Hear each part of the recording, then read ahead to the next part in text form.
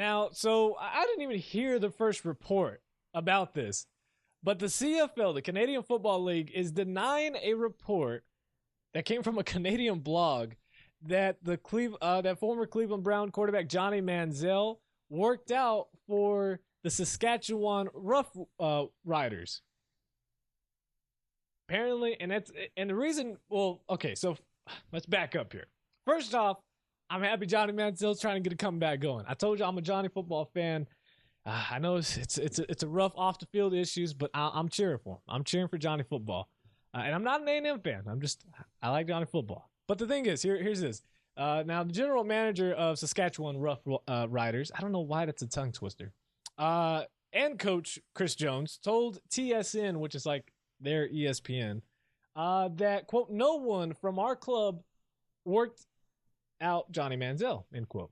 Now, Denise Michaels, which is Manziel's representative, spokesperson, said Manziel did not work out for any CFL team.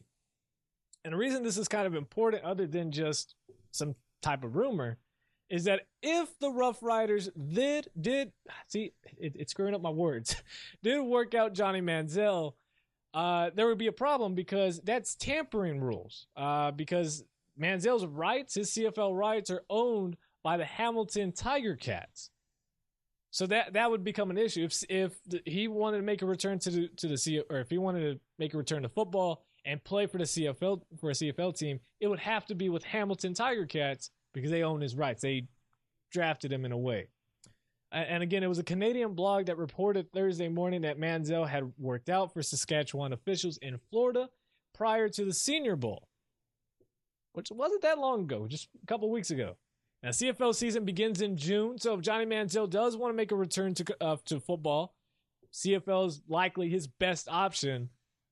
And, for me, I know we don't talk about CFL that much, and I wouldn't mind talking about it. I'm a Calgary Stampeders fan, through and through.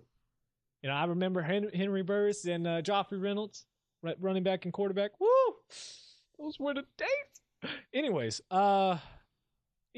I would be okay. I think Johnny Manziel's realistic option to getting back into professional football is to make that turn to say, look, no NFL team is really going to give me a shot. I mean, the Cleveland Browns, who drafted you, obviously are not going to give you another shot, and they're honestly probably the worst team along with the San Francisco 49ers, which I don't think they're going to. They've got too much turnover over there. So what's the next thing? The CFL.